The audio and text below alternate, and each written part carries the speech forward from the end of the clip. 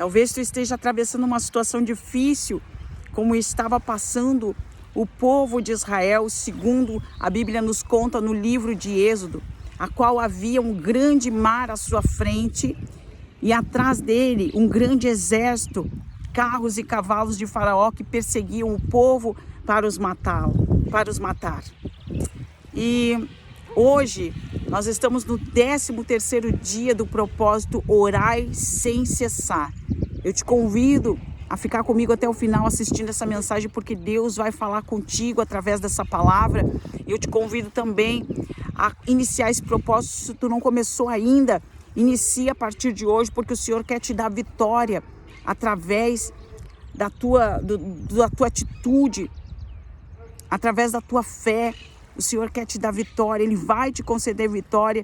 Então eu te convido, eu tenho um vídeo aqui na minha página que fala como jejuar, né, para te conseguir 30 dias de jejum e oração. Esse é o título do vídeo. Procura aqui que tu vai encontrar, né? É um vídeo curto que te explica mais ou menos como tu pode jejuar, como tu pode estar participando desse propósito para que o Senhor venha te conceder vitória, tá certo? A Bíblia conta que o povo, a nação de Israel, teve 400 anos escravos no Egito. E eles clamam, há um momento que eles não aguentam mais, porque há um momento na vida da gente que a gente não aguenta mais. Há situações tão difíceis que são limítrofes na nossa vida, que são momentos onde muitas pessoas que não conhecem a Deus, elas vão passar na sua vida para clamar por Ele. É assim com todo mundo. Alguém chegou a dizer, Jesus, a última porta.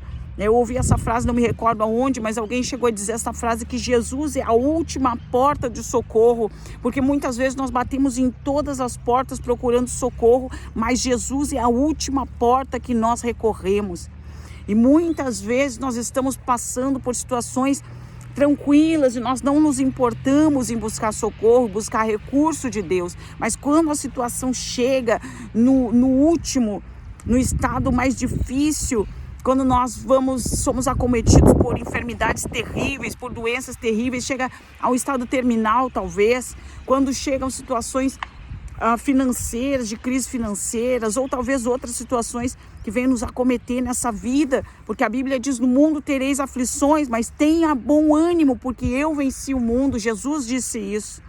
Então muitas vezes nós deixamos chegar em situações limites para clamar a Deus, mas o povo de Israel, ele estava passando por uma situação onde eles tinham visto os milagres de Deus. Eles viram tudo aquilo que Deus tinha feito com o povo no Egito. Deus enviou pragas, Deus enviou pestes, Deus enviou uma série de situações difíceis para aquele povo conhecer a mão de Deus, para aquele povo saber que só existia um Deus, que é o Todo-Poderoso, e que Ele estava disposto a libertar o seu povo do jugo de Faraó, da mão pesada de Faraó, porque Faraó castigava o povo com jugos pesados, a qual o povo já não suportava mais. E aquele povo clama a Deus. Há um tempo onde o povo talvez ele estivesse levando ali, né, vai empurrando aquela situação que nós vamos empurrando com a barriga, a situação dá para levar, né, a gente vai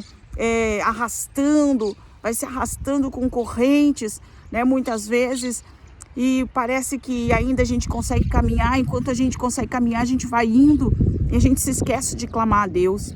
E talvez tenha acontecido isso com a nação de Israel, com o povo de Israel, mas chega um momento que eles resolvem clamar. E Deus ouve a oração do povo.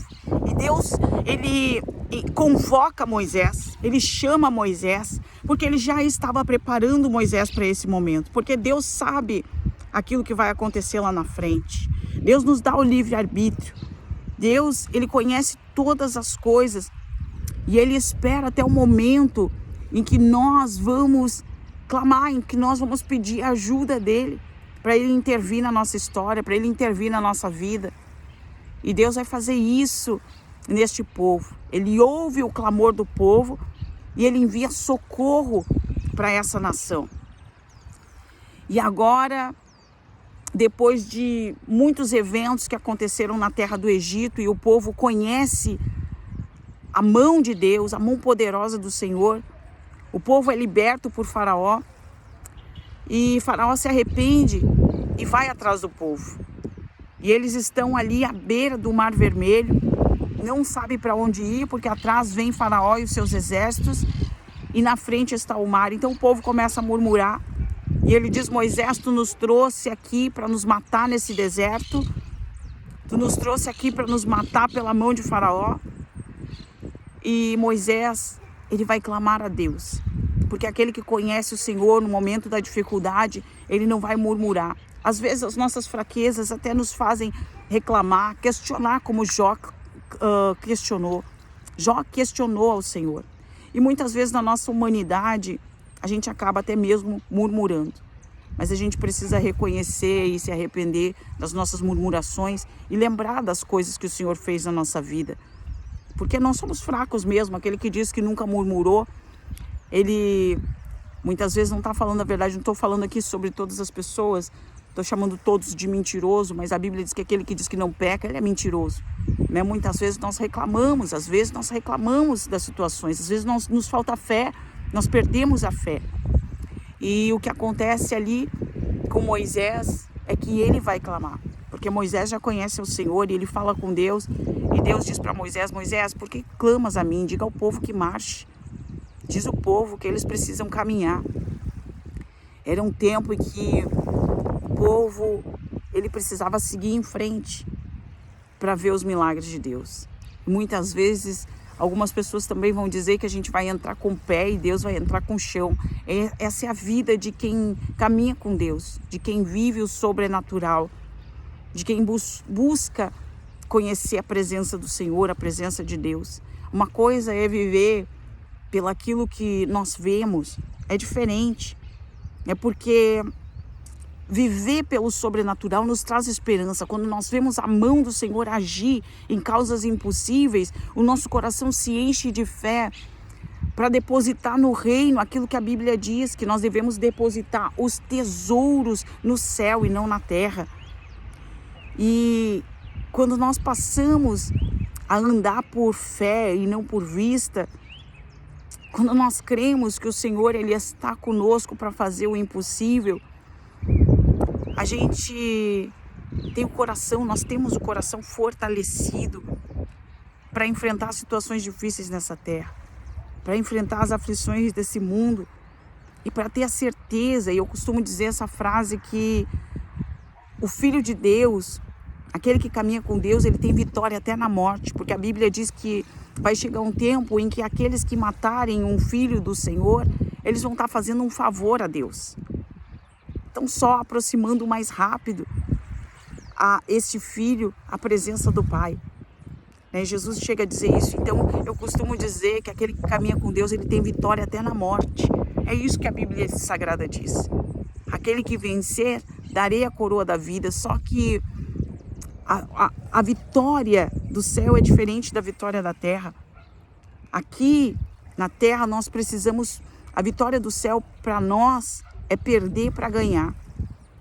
Para muitos que enxergam pessoas sendo vitoriosas nessa terra, muitas pessoas que comemoram vitória, elas não têm ideia de que as coisas desse mundo, elas vão terminar. A corrupção, a maldade, a violência, e ai daqueles que tiverem entrado por este caminho. Mas muitas vezes aqueles que perdem para ganhar, muitas vezes não, para sempre vai ser assim, a eternidade. Aqueles que perdem para ganhar hoje, eles vão ganhar eternamente o céu, a presença de Deus, a justiça, a bondade, a paz, a alegria. Essa é a promessa de Deus para aqueles que caminham com Ele, que andam em retidão. Essa é a promessa de Deus para quem confia nele e anda por fé. E eu quero te dizer que eu não sei qual é o tamanho da situação que tu está atravessando agora, mas eu sei que Deus é poderoso para fazer o impossível e Ele pode te ajudar. Tu precisa crer, precisa confiar no Senhor sem murmurar, sem reclamar. A gente é tentado muitas vezes a reclamar, mas nós precisamos nos inclinar a confiar, nos nutrindo da palavra de Deus, de oração, de fé, de companhias que nos levam até Deus e que não nos levam para as coisas do mundo, as coisas que nos afastam de Deus. Vamos orar? Senhor, nosso Deus e nosso Pai soberano, eu te agradeço nesse momento, Pai, pela Tua presença na nossa vida, pela revelação da Tua palavra, pela Tua misericórdia e bondade, por tudo que o Senhor tem nos feito até aqui, porque a Tua mão tem nos sustentado. E se o Senhor nos permite, Pai, estar vivendo esse momento, é por misericórdia da Tua bondade, não por merecimento nosso. Porque se o Senhor nos permite, Pai, estar ouvindo também essa mensagem, é porque os Teus propósitos ainda vão ser executados na nossa vida, porque o Senhor tem nos dado direção para que a Tua palavra venha se cumprir na nossa vida. E tudo aquilo que o Senhor estabeleceu sobre a nossa família, sobre a nossa casa, tudo isso vai se cumprir no Teu tempo determinado. Espírito Santo querido, assim como o Senhor fez o povo de Israel, para o povo de Israel, o Senhor abriu o mar vermelho e o povo passou a pés enxutos. O Senhor fez o povo passar em terra seca. Eu te peço também para que o Senhor venha fazer com que essa pessoa, ela venha passar por esse mar a pés enxutos. Que essa pessoa, Senhor, ela venha ter livramentos do céu e que não prevaleçam contra a vida dela todos aqueles que têm tentado mentir, caluniar, fazer o mal. Todos aqueles que têm investido no mal contra a vida dessa pessoa, que este não pereça, que este não persevere nos seus caminhos, mas que prevaleça o teu filho, a tua filha, que prevaleça a tua bondade sobre ele, a tua misericórdia, e que a tua mão abençoe a casa dele, a família, os projetos, o ministério e tudo aquilo que o Senhor tem sobre a vida dele, sobre a vida dela. Em nome de Jesus eu te agradeço. Amém. Que Deus te abençoe a tua casa, abençoe a tua família, os teus projetos, e que o Senhor te fortaleça em fé para este tempo. Deus te abençoe. Até mais.